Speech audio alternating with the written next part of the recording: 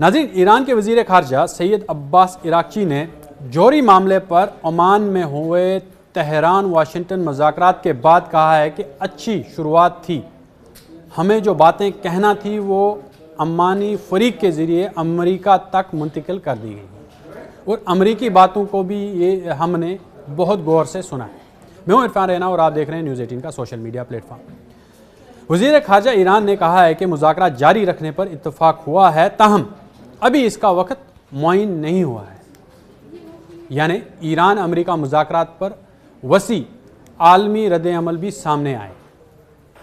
उनका मज़ीद कहना है कि इस वक्त हम ऐसे मरहले से गुज़र रहे हैं कि 12 रोज़ा जंग के बाद पैदा होने वाली बेएतमादी मुज़ाकरात की राह में एक चैलेंज है। अब्बास इराक़ची ने कहा कि 8 बड़े पुरतलातम महीनों के बाद इन मुज़ाकरात का आगाज़ हुआ है।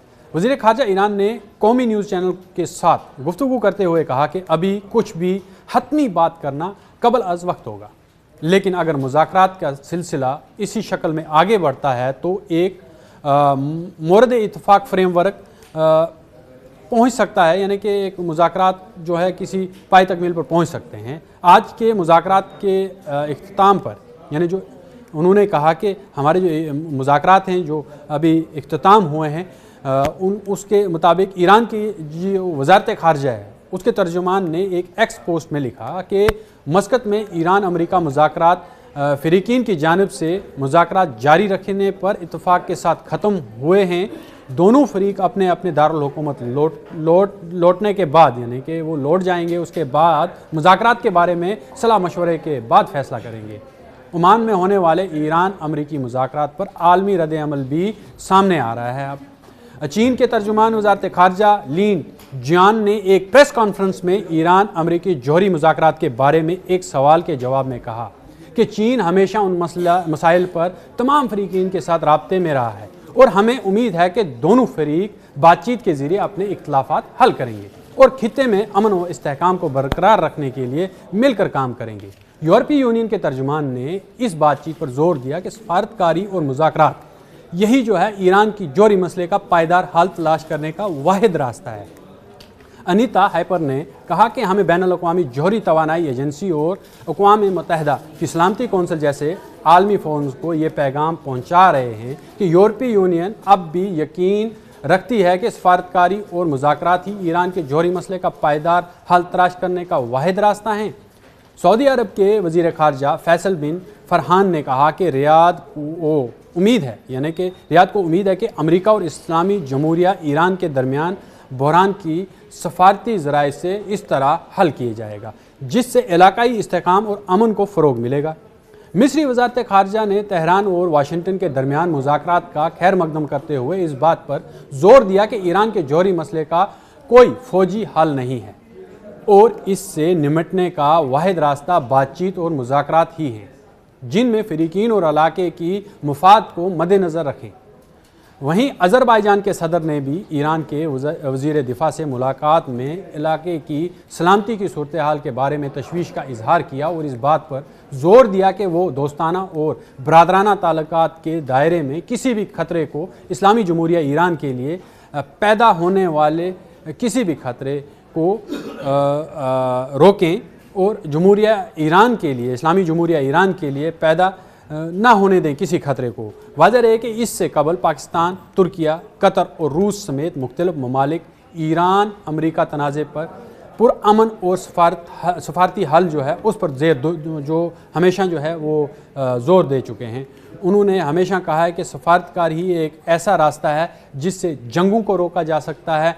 अमेरिका जो है और ईरान ये दोनों आपसी मुफाहमत करके यानी जो जौहरी प्रोग्राम है उस पर बातचीत करें और एक मेज़ पर आएँ। बातचीत के ज़रिए ही कोई सफारती हल निकल सकता है और जंग जो है मिडल ईस्ट में यानी मशरिक़ वस्ता में टल सकती है। लेकिन अगर ये मामलात मज़ीद बिगड़ गए, क्योंकि अभी बातचीत जो है वो एक अहम मराइल में से गुज़र रही है, इस वक्त मस्कत से जो है दोनों फ़रीक़ीन जो है वापस लौटे हैं। अब वो मुशावरत करेंगे अपनी अपनी कमेटीज़ में बैठकर आया कि वो इस फ़ैसले तक पहुंचते हैं या नहीं। अगर नहीं पहुंचते तो क्या खित्ता फिर से, जैसे कि मैंने पहले कहा, कि बारूद के ढेर पर नहीं है, बारूद के साथ खड़ा है और एक चिंगारी जो है वो पूरे मशरिक़ वुस्ता में जंग छेड़ देगी। और ये जंग जो है वो बॉर्डर्स तक महदूद नहीं रहेगी। इसमें लबनान आएगा, इसमें जॉर्डन आएगा, इसमें यमन भी कूदेगा, इसमें मिस्र भी इन्वॉल्व होगा और इसमें इसराइल, यानी जिस पर सबसे बड़ा तनाज़ा है, जिसको डिफेंड करने के लिए अमेरिका जो है हमेशा आगे खड़ा रहा है और अभी ईरान के साथ जो है जंग के लिए तैयार है। उसने USS अब्राहम लिंकन जो है वो जो बहरी बेड़े हैं वो अपने समुद्र में उतारे हैं, वो खलीज फारस के करीब खड़े हैं, तैनात कर दिए गए हैं। लेकिन वहीं अबनाए हुर्मुज़ में पाकिस्तान क्या बोलते हैं अपना ईरान की लगातार जो है वो जंगी मशकें जारी हैं। इसमें कई मुस्लिम ममालिक का साथ जो है वो ईरान को मिल रहा है और ख़ासकर चीन और रशिया ये ईरान के साथ खड़े हैं। और अमेरिका इस वक्त कोई गलती नहीं करना चाहता क्योंकि अमेरिका भांप चुका है, उसे कई अदारे जो हैं वो मुतरक करते रहे हैं कि अगर आपने एक गलती की तो अमेरिका नेस्त व नाबूद हो सकता है, इजराइल जो है वो नेस्त व नाबूद हो सकता है। क्योंकि ईरान ने जो है अपनी पूरी ताकत दिखाई नहीं है, वो बिल्कुल अपना जो भी काम करता है वो बड़े हिकमत अमली से कर रहा है। इसलिए अमेरिका और इजराइल, इवन कि यूरोप भी उनके साथ में खड़ा है, नेटो भी कहीं ना कहीं बैकडोर में कहीं ना कहीं खड़ा है। लेकिन अमेरिका फिर भी ईरान जैसे मुल्क से टकराने से कोसों दूर है और डर रहा है कि वो खलीज फारस में जाएंगे तो उनका क्या हशर होगा। लेकिन अभी सफारतकारी जो है वो उस पर ज़ोर दिया जा रहा है। जिस तरह से ओमान में मस्कत में दोनों फ़रीकीन के दरमियान बातचीत हुई है, जो मेज़ पर बैठ के एक दूसरे ने अपने खदशात रखे हैं। और जौहरी जो सबसे बड़ा मसला है, जो एटमी जो तवानाई है और एटमी ताकत बनने की जो इस वक्त ईरान जो चाहता है वो एक एटमी ताकत है या नहीं है, क्योंकि ये अभी एक्सपोज नहीं हुई ये चीज़ें। कई जगह पिछले दिनों ईरान में एक ज़लज़ला भी आया था, 5 पॉइंट कुछ रेक्टर स्केल का ज़लज़ला था। तो लोगों ने इसलिए कयास आराई की कि हो सकता है ईरान ने अंडरग्राउंड कोई एटमी धमाका किया हो और वो अब एटमी ताकत बन गया, उन्होंने रिवेल नहीं किया है। लेकिन ये सारे मुज़ाकरात जो हैं ये इसको टेबल पे लाने का, इसको मेज़ पे लाने का वाहिद एक ही जो मसला है या मामला है, हम बोलेंगे कि ये जो सफारतकारी हो रही है इस वक्त, ये पूरे खित्ते के निज़ाम को दरम बरम कर सकती है अगर एक भी गलत फैसला होता है। इस वजह से ये लोग टेबल पर आए हैं और बातचीत कर रहे हैं ताकि ये किसी नतीजे पर पहुंच सकें। ऑलरेडी जो है अमेरिका जो है वो पेशकदमी कर चुका है इसमें, उसने अपनी अस्करी ताकत जो है वो समुद्र में लाकर खड़ी कर दी है।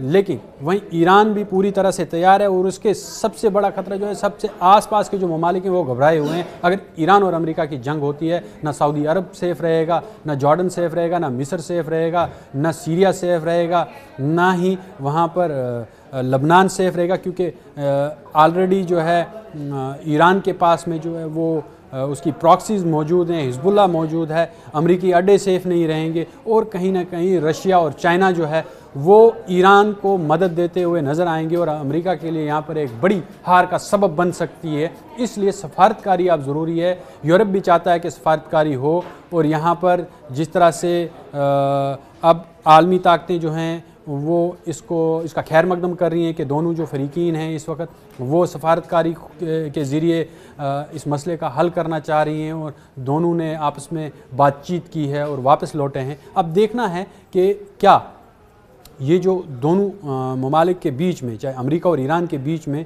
जो बातचीत हुई है, जिन मामलात को, जिन खदशात को सामने रखा है, क्या वो पाई तकमील तक पहुँचते हैं, क्या ये किसी न किसी डेड एंड तक पहुँचेंगे, क्या ये मामला हल हो जाएगा। अगर नहीं होता है तो क्या मिडल ईस्ट से तीसरी आलमी जंग का आगाज़ होगा या फिर ये मसला यहीं पर थम जाएगा।